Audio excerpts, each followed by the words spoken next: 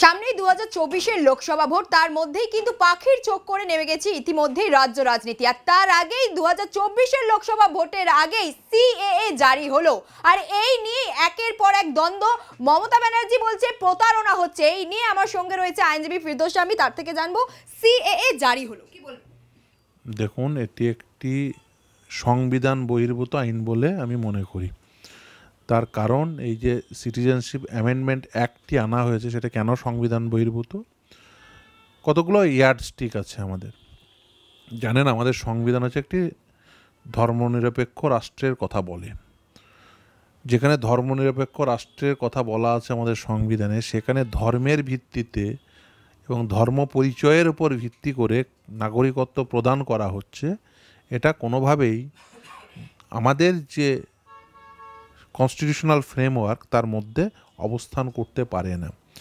যদিও মামলা পেন্ডিং, সেই অবস্থায় দাঁড়িয়ে নোটিফিকেশন দেওয়া হচ্ছে, এবং আপনি যদি দেখেন নোটিফিকেশনটি আইনে পরিণত হওয়ার প্রায় 5 বছর পরে নোটিফিকেশন দেওয়া হচ্ছে লোকসভা ভোটের প্রাক্কালে। আসলে এটা দেওয়ার উদ্দেশ্য হচ্ছে লোকসভা ভোটের সময় উগ্র সাম্প্রদায়িকতা রাজনীতি করতে হবে। এর আগে রাম মন্দির ইস্যু গোটা ভারতবর্ষব্যাপী চেয়েছিলেন উগ্র সাম্প্রদায়িকতা তৈরি করবে, কিন্তু সেই রাম মন্দির ইস্যুতে উগ্র সাম্প্রদায়িকতা বাতাবরণ তৈরি হয়নি। তাই বিজেপি চাইছে এই সময় দাঁড়িয়ে সিএকে সামনে রেখে উগ্র সাম্প্রদায়িকতা রাজনীতি করতে।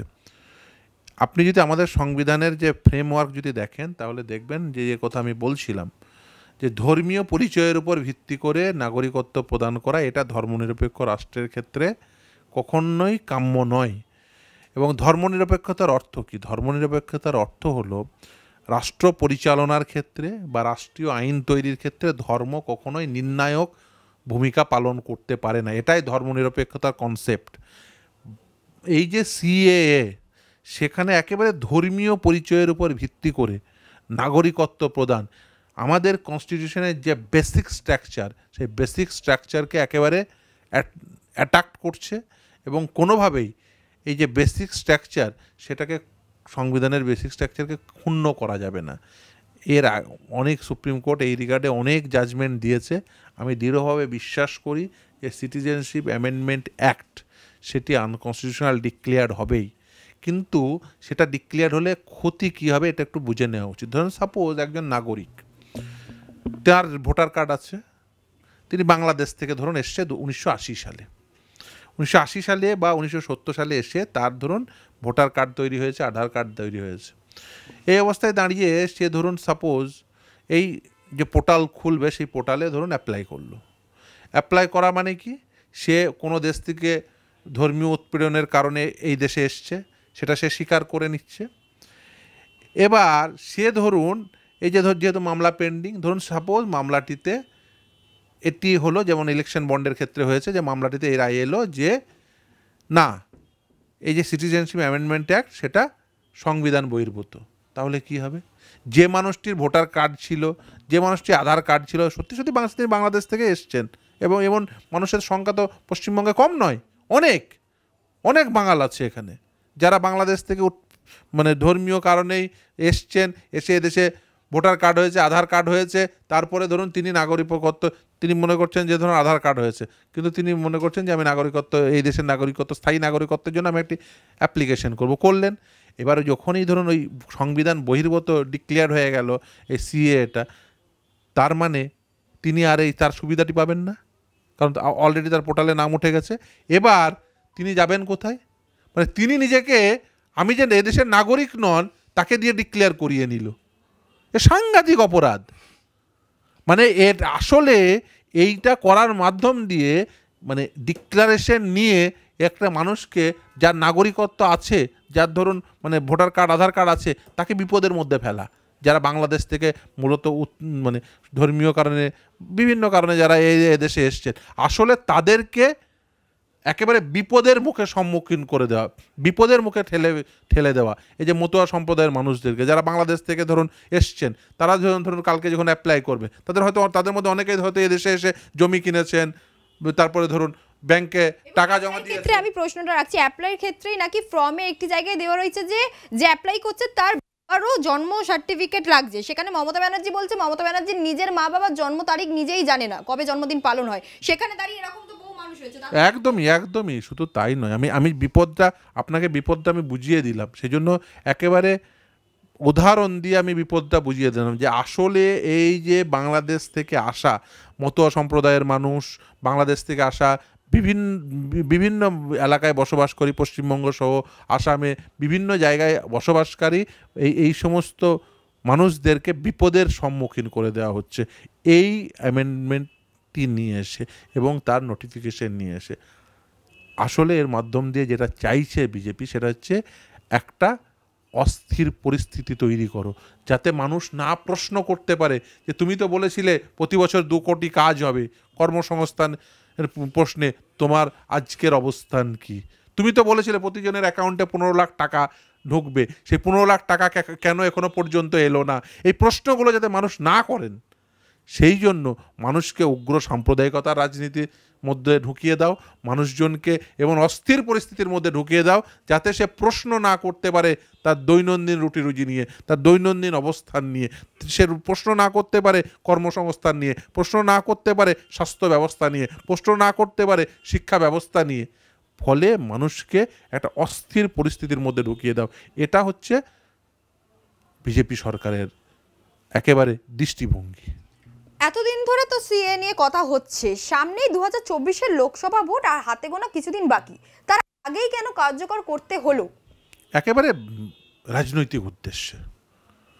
5 বছর ধরে নোটিফিকেশন হলো না, একেবারে লোকসভা ভোটের প্রাককালে কেন হলো সেটা আমি আপনাকে আগেও ব্যাখ্যা দিয়ে বলেছি, যে রাম মন্দির ইস্যুর উপর ভিত্তি করে তারা চেয়েছিলেন ভোট বৈতরণী পেরিয়ে যাব। যখন দেখলেন যে রাম মন্দির ইস্যুতে কোনোভাবেই ভারতবর্ষের মানুষ কোনোভাবে রিয়াক্ট করছে না, তখন বুঝলো যে তাদের উগ্র সাম্প্রদায়িক রাজনীতির যে বিষ বাষ্প ছড়িয়ে দিতে চেয়েছিলেন মানুষের মাধ্যমে, সেই মানুষ কিন্তু সেই সাম্প্রদায়িক বিষ বাষ্প গ্রহণ করেনি।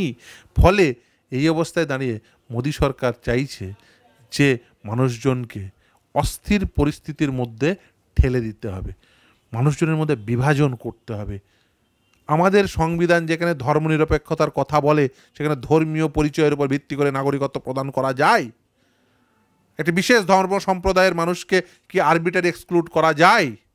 এটা আরবিটারি এক্সক্লুশন। ধর্মনিরপেক্ষতা যে বেসিক কনসেপ্ট, সেটাকে আঘাত করে এই আইন।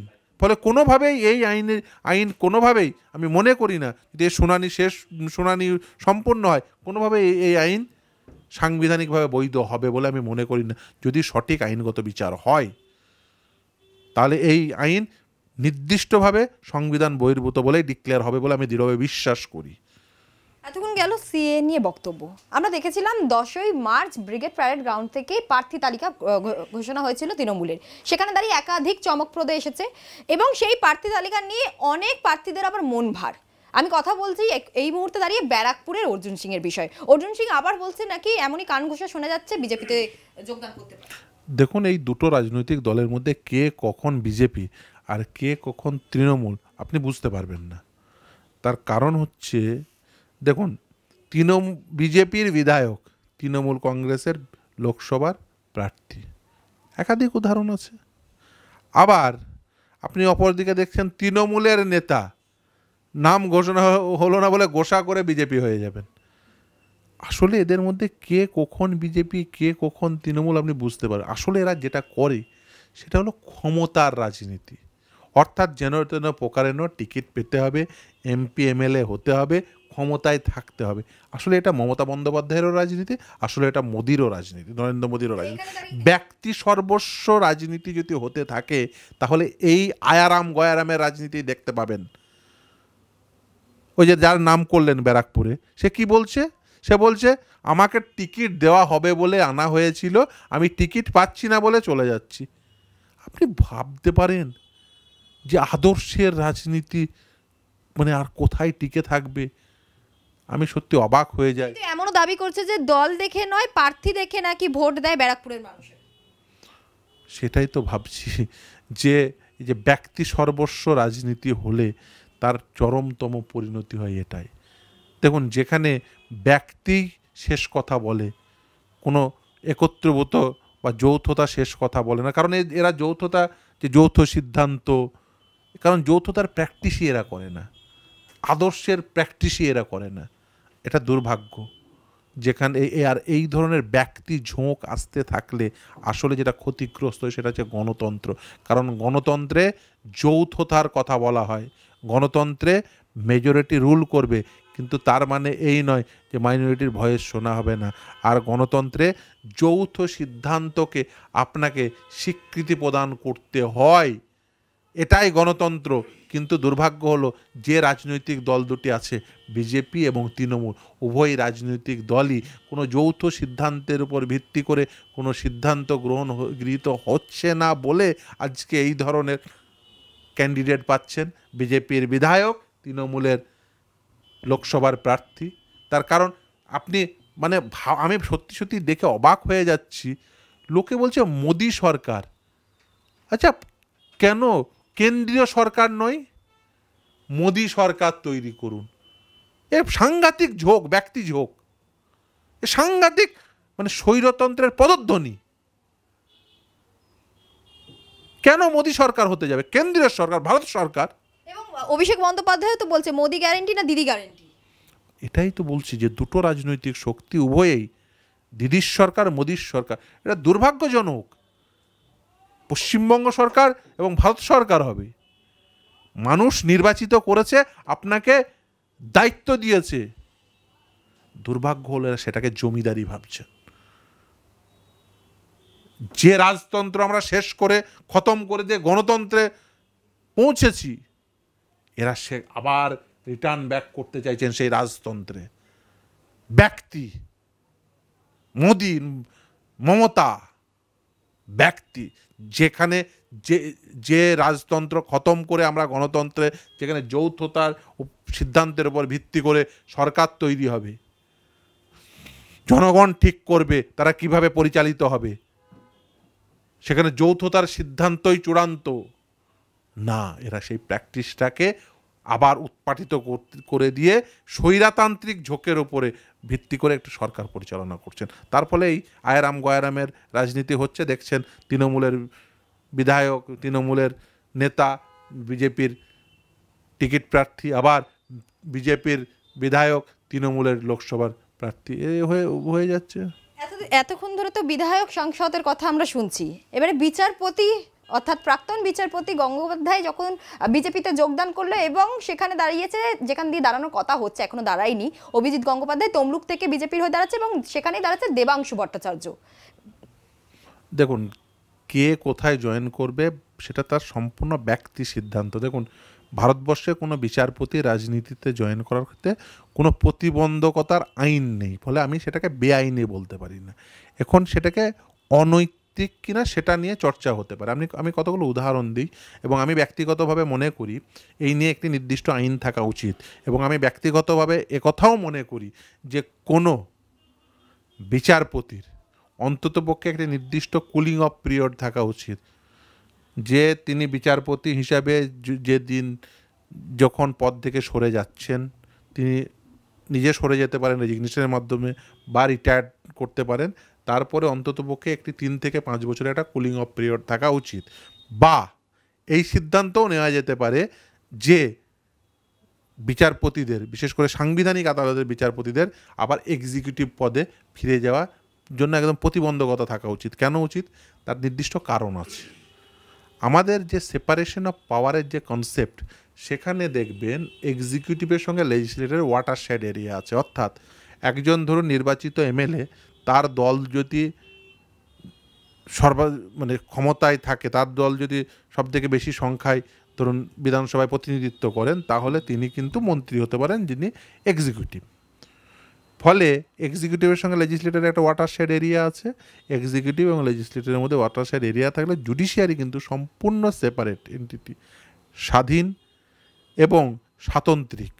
এই স্বাধীন এবং স্বাতন্ত্রিক ভূমিকা পালন করানোর জন্য আমি মনে করি, এটা আমার ব্যক্তিগত অভিমত, যে এটাকে একেবারেই স্বাধীন রাখা উচিত এবং এর সঙ্গে এক্সিকিউটিভের কোনো প্রকার ওয়াটারশেড এরিয়া থাকা উচিত নয়। অর্থাৎ ইভেন তার রিটায়ারমেন্টের পরেও অর্থাৎ পোস্ট রিটায়ারাল কোনো প্রকার এক্সিকিউটিভে ফিরে যাওয়ার কোনো প্রকার সুযোগ থাকা উচিত নয়, না হলে যেটা ক্ষতিগ্রস্ত হবে সেটা গণতন্ত্র। আমি উদাহরণ দিয়ে বলতে পারি, যেমন ধরুন রাম মন্দির রায় দেওয়ার পরে রঞ্জন গগৈয়ের পদ গ্রহণ, আরেকজন বিচারপতি তার রাজ্যপাল হওয়া, ফলে এই সমস্ত নিয়ে বেশ কিছু প্রশ্ন আছে। এই প্রশ্নগুলো থেকে যদি বিরত রাখতে চান তাহলে যেটা হওয়া উচিত বলে আমি মনে করি, নির্দিষ্ট আইন থাকা উচিত এবং সেই আইন সেপারেশন অফ পাওয়ারের কনসেপ্টকে মাথায় রেখেই সেই আইন তৈরি হওয়া উচিত। এবং আমি দৃঢ়ভাবে বিশ্বাস করি আপনি ইভেন এক্সিকিউটিভ থেকে লেজিসলেটর মানে জুডিশিয়ারিতে আসতে পারেন, এবং তার উদাহরণ কিন্তু আছে, এবং তিনি অসাধারণ বিচারপতি ছিলেন। আমি নাম বলে দিতে পারি, বি.আর. কৃষ্ণায়ার, যিনি একসময় তিনি মন্ত্রী ছিলেন, পরবর্তীতে তিনি জাজ হয়েছিলেন এবং অসাধারণ জাজ ছিলেন, এ নিয়ে কোনো সন্দেহ নেই। কিন্তু আমি মনে করি জুডিশিয়ারি থেকে আবার এক্সিকিউটিভে ফিরে যাওয়ার প্রশ্নে একটা প্রতিবন্ধকতা থাকা উচিত, না হলে কিন্তু, কারণ এটা সেপারেশন অফ পাওয়ারের কমপ্লিট সেপারেট এন্টিটি হিসেবে থাকা উচিত। যদি এখানে ওয়াটার শেড এরিয়া তৈরি হয় তাহলে কিন্তু একটা কুইড প্রোকো রিলেশন তৈরি হতে পারে, অর্থাৎ দেওয়া নেওয়ার সম্পর্ক তৈরি হতে পারে। সেই দেওয়া নেওয়ার সম্পর্ক গণতন্ত্রকে দুর্বল করবে। তাই এই গণতান্ত্রিক সবলতার লক্ষ্যে আমি মনে করি সেপারেশন অফ পাওয়ারের কনসেপ্টকে আপহোল্ড করার জন্য একেবারেই নির্দিষ্টভাবে হয় কুলিং অফ পিরিয়ড থাকা উচিত, অথবা একেবারে প্রোহিবিশন থাকা উচিত, একেবারে প্রতিবন্ধকতা থাকা উচিত বলে আমি দৃঢ়ভাবে বিশ্বাস করি। এবং আমি দৃঢ়ভাবে বিশ্বাস করি যে গণতান্ত্রিক পরিকাঠামোকে এবং গণতান্ত্রিক পরিবেশকে আরও বেশি শক্তিশালী করার জন্য এই সংক্রান্ত আইনসভার নিয়ে আসা উচিত। আমি আইনসভার সদস্যদের যারা আগামী লোকসভায় নির্বাচিত হতে চলেছেন তাদের প্রত্যেককে আমি দৃষ্টি আকর্ষণ করছি এই বলে, আপনারা গণতান্ত্রিক পরিবেশ রক্ষার্থে এবং এই গণতন্ত্র রক্ষার্থে আপনারা এই সংক্রান্ত নির্দিষ্ট আইন আনুন, না হলে আসলে দুর্বল হবে গণতন্ত্র। আমি আশা করব যে প্রতিটি আইনসভার সদস্য এই নিয়ে নির্দিষ্ট আইন তৈরি করবেন। আপনি এতক্ষণ ধরে স্বাধীন এবং নিরপেক্ষ গণতন্ত্রের কথা বলছেন, সেখানে দাঁড়িয়েই কাদা ছুড়ি হচ্ছে, একদম বিচার ব্যবস্থা থেকেও রাজনীতিতেও কাদা ছড়াছড়ি হচ্ছে। কেন বলছি এই কথা? কারণ প্রধানমন্ত্রী গুজরাটের বাসিন্দা, আর সেখান থেকেই তৃণমূল প্রার্থী করছে গুজরাটেরই বাসিন্দা ইউসুফ পাঠানকে। এই নিয়ে কি বলবে? না দেখুন, ভারতবর্ষের যে কোনো নাগরিক ভারতবর্ষের যে কোনো প্রান্তে প্রার্থী হতে পারেন, এবং আমি এই যে প্রার্থী হওয়া এবং না হওয়া সেটিকে আমি সাংবিধানিক বৈধতার আঙ্গিকে দেখতে চাই। ফলে এতে কোনো প্রতিবন্ধকতা, আইনগত প্রতিবন্ধকতা নেই। কিন্তু হ্যাঁ, এটাই বলতে পারেন যে স্থানীয় যে পরিবেশ, স্থানীয় যে পরিস্থিতি, সেই সাপেক্ষে প্রার্থী হওয়া উচিত। কিন্তু তৃণমূল কংগ্রেসের এই যে ধরুন বিভিন্ন জায়গা থেকে প্রার্থী করতে হচ্ছে, তারা বলবে যে আমরা প্রার্থীর ভ্যারিয়েশন নিয়ে এসেছি, দেখুন খেলোয়াড় নিয়ে এসেছি, দেখুন অ্যাক্ট্রেস নিয়ে এসেছি, অনেক কিছু নিয়ে এসেছি। আসলে এটা তৃণমূল কংগ্রেসকে করতে হচ্ছে কেন? দেখুন, আমি মনে করি না যে একজন খেলোয়াড় তিনি প্রার্থী হতে পারেন না, বা একজন অ্যাক্ট্রেস তিনি প্রার্থী হতে পারেন না। আমার কথাটা একটু সম্পূর্ণ করতে দিন। আমি মনে করি সকলেই প্রার্থী হতে পারেন, কিন্তু আমি তার সঙ্গে এটাও মনে করি যে প্রতিটি প্রার্থীর, যারা বিশেষ করে এই লোকসভা এবং বিধানসভার সদস্য হন, যেখানে আইনসভা বলে, যেখানে আইন তৈরি হয়, তার একটি নির্দিষ্ট রাজনৈতিক বোধ, বুদ্ধি এবং চেতনা থাকা প্রয়োজন। সেটা যদি না হয় তাহলে যে আগে বলছিলাম ক্ষতি হয় গণতন্ত্রের।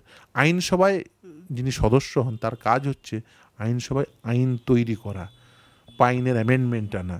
এখন যার ধরুন এই রাজনৈতিক চেতনা নেই, আইন সম্পর্কে সম্যক ধারণা নেই, তিনি কি করে আইনসভার সদস্য হয়ে সমাজের কাজে লাগবে এরকম আইন তৈরি করতে পারেন? অনেকে জানেনই না যে প্রাইভেট মেম্বার বিল আনা যায়।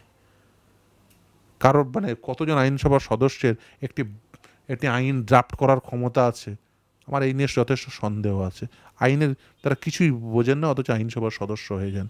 আমি বলছি না যিনি আইন বুঝবেন তিনি শুধুমাত্র আইনসভার সদস্য হবেন, আমি কথা বলছি না, কিন্তু একটি নির্দিষ্ট ধারণা থাকা প্রয়োজন। এখন কাউকে যদি রাজনৈতিক শিক্ষায় শিক্ষিত না করেন, যার সভা সম্পর্কে সম্যক ধারণাই নেই, তিনি গিয়ে ওই কী করবেন? তিনি ওই সেলফি তুলবেন। ফলে মানে ওই সেলফি তোলা লোকজনকে, যারা ওই গিয়ে পার্লামেন্টের সামনে সেলফি তুলছেন, এদেরকে যদি পাঠান তাহলে ওই আইনসভার মানের অবনমন ঘটবে, আপনি হিরেন মুখার্জি পাবেন না।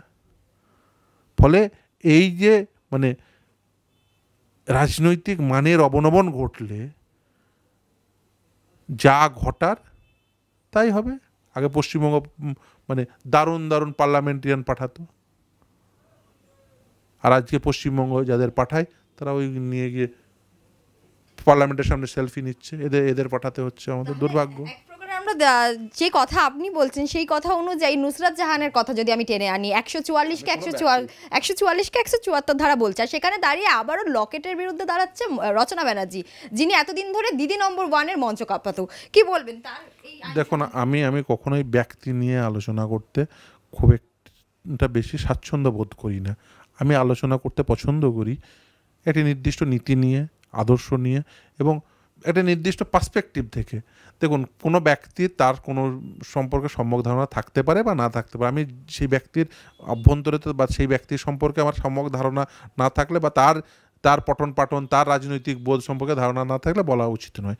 তাই আমি সেখান থেকে, এই মন্তব্য থেকে বিরত থাকবো। কিন্তু তার সঙ্গে আমি যদি ধরুন বিগত দিনের তৃণমূল কংগ্রেসের পাঠানো যে সমস্ত মানে অভিনয় জগতের মানুষ বা অন্যান্য জগতের মানুষের আপনি যদি পার্লামেন্টের যে পারফরমেন্স বিচার করেন, তাহলে দেখবেন যে সেই পারফরমেন্স থেকে এটা প্রতিভাত হয় যে তাদের সঠিক রাজনৈতিক বোধ ছিল না। আইনসভার সদস্য হিসেবে তাদের যে পারফরমেন্স হওয়া উচিত ছিল, সেই পারফরমেন্স ছিল না। ফলে আসলে ডিপ্রাইভ হয়েছেন তো পশ্চিমবঙ্গের মানুষ। আসলে তো ডিপ্রাইভ হয়েছেন সেই মানুষরা যারা জনপ্রতিনিধি, সেই জনগণ যারা জনপ্রতিনিধি হিসাবে এদের পাঠিয়েছেন। এই ক্ষেত্রে কিন্তু রাজনৈতিক দলগুলোরও দায় আছে। আপনি বলতে পারেন যে আমাদের জনগণই তো নির্বাচিত করেছে। হ্যাঁ, নির্বাচিত করেছে। আমাদের দেশে দেখুন, ব্যক্তিকে নির্বাচন করা হয় এই নিয়ে কোনো সন্দেহ নেই, কিন্তু দলের অবস্থান, দলের দায়, রাজনৈতিক দলের দায়, এই দায় থেকে আপনারা নিজেদের কখনোই অব্যাহতি পেতে পারেন না। আমি প্রতিটি রাজনৈতিক দলকে এক্ষেত্রে আহ্বানই করতে পারি, আহ্বান করব, আপনারা অন্ততপক্ষে যাদের আপনারা টিকিট দিচ্ছেন, তা আপনাদের দলীয় প্রতিনিধি হিসাবে যাদের মনে করছেন যে ইনি এই জনগণের, কারণ আপনি তো প্রাইমারি সিলেকশনটা তো আপনিই করছেন, আপনি তো প্রাইমারি টিকিটটা দিচ্ছেন। আপনি মনে করছেন যে আপনার দলের যে সদস্যরা আছেন তাদের মধ্য থেকে he or she is the fittest person, যে সেই অঞ্চলের জনগণের জন্য তিনি প্রতিনিধিত্ব করতে পারেন। কেন আপনার দলে কি এরকম সদস্যের সত্যিই কমতি আছে যার আইনসভা সম্পর্কে সম্যক ধারণা নেই? সত্যি কি আপনার দলে এই কমতি আছে যার রাজনীতি সম্পর্কে সম্যক ধারণা নেই? তাহলে বলতে হবে আপনার দল রাজনীতিগতভাবে ভিক্ষুকে পরিণত হয়েছেন, রাজনৈতিক ভিক্ষুকে পরিণত হয়েছেন। দয়া করে আপনার রাজনৈতিক ভিক্ষুকপনা দয়া করে মানুষের সামনে আর বেশি ক্যানভাস করাবেন। আমার শেষ দুটো প্রশ্ন। আমরা মহুয়া মৈত্রকে নিয়ে বেশ কিছুদিন ধরেই দেখেছিলাম জলঘোলা হতে, বহিষ্কার হতে, আবারও তিনি টিকিট পাচ্ছেন। দেখুন, সেটা তার রাজনৈতিক দল, তিনি ঠিক করবেন। দেখুন, আমি তার সঙ্গে যা যা ঘটেছে সেই নিয়ে আমার বেশ কিছু প্রশ্ন আছে, এবং আমি ব্যক্তিগতভাবে মনেও করেছি যে তার সঙ্গে সব কিছু সঠিক হয়নি। দেখুন, প্রশ্ন হয়েছে অর্থের বিনিময়ে, সেটা অন্য বিষয়, কিন্তু তার সঙ্গে যেভাবে আচরণ করা হয়েছে, যে পদ্ধতিতে কোনো সুযোগ না দিয়ে তার পদ কাড়া হয়েছে, এটা কোনোভাবেই কাঙ্ক্ষিত ছিল না। ওই যে বলছিলাম, গণতন্ত্রে আপনাকে যৌথতার সিদ্ধান্ত এটাকে মেনে নিতে হয়, আর গণতন্ত্রে এই যে অপরচুনিটি দেওয়া, সেটাকে কিন্তু অপরচুনিটি অফ হিয়ারিং হলো না, আপনি গেলেন, গিয়ে সিদ্ধান্ত জানিয়ে দিলেন, এগুলো কোনোভাবেই কাঙ্ক্ষিত নয়। দেখুন, তার যে কোনো রাজনৈতিক দল তারা ঠিক করেন যে তারা কাকে প্রার্থী করবেন বা করবেন না, কিন্তু আমি এই কথা নিশ্চিতভাবেই বলবো যে অনেক পার্লামেন্টেরিয়ানের থেকে, দেখুন তার সঙ্গে আমার রাজনৈতিক প্রভেদ থাকতে পারে, কিন্তু অনেক পার্লামেন্টেরিয়ানের থেকে মহামত বেটার পার্লামেন্টেরিয়ান, এই নিয়ে কোনো সন্দেহ নেই। দেখুন, আমি যা বলছি সেটা ফ্যাকচুয়াল আসপেক্টেই বলছি, এবং সেই ক্ষেত্রে তার দল টিকিট দিয়েছেন, সেই এলাকার জনগণ ঠিক করবেন। কিন্তু আমি এই কথা নিশ্চিতভাবেই বলবো যে তার সঙ্গে যা ঘটেছিল, যদি অর্থের বিনিময়ে প্রশ্ন হয়, তার জন্য বিধিবদ্ধ ব্যবস্থা গৃহীত হওয়া উচিত, কিন্তু সেই ব্যবস্থার যে পদ্ধতি প্রকরণ সেটাও কিন্তু আইন মোতাবেক হওয়া উচিত। সকলকেই কিন্তু অপরচুনিটি অফ হিয়ারিং দেওয়া উচিত, ন্যাচারাল জাস্টিস কমপ্লাই করা উচিত। মানে একদম শেষ প্রশ্ন, আইএসএফ এবং বাম জোট হবে না, অসম্ভব, এবং আইএসএফ এর বিধায়ক নওশাদ সিদ্দিকী বলেছিল ডায়মন্ড হাবড়ার থেকে যদি অভিষেক বন্দ্যোপাধ্যায় দাঁড়ায় তার বিপরীতেও নওশাদ সিদ্দিকী দাঁড়াবে এবং বিপুল ভোটে জয়লাভ করবে। এক্ষেত্রে কি হতে চলেছে? সেটা তারা আমি বলবো যে বামপন্থীরা এবং বাম দলগুলো এবং আইএসএফ তারা ঠিক করবেন। আমি কোনো কিছু এই নিয়ে মন্তব্য করতে চাইবো না, তার কারণ তারা নিজের সেই নির্দিষ্ট দলের যে আঙ্গিকে যারা যারা রেসপেক্টিভ দায়িত্বে আছেন তারা সেই নিয়ে মন্তব্য করবেন। আমি এই নিয়ে মন্তব্য করতে চাইবো না। তবে আমি এই কথা নিশ্চিতভাবেই চাইবো, মানে এই নিয়ে কোনো সন্দেহ নেই যে ধর্মনিরপেক্ষ রাজনৈতিক শক্তি একসঙ্গে তারা লড়াই করুক এবং বিজেপি এবং তৃণমূল উভয়ের বিরুদ্ধেই লড়াই করুক, এটা আমি অবশ্যই চাইবো।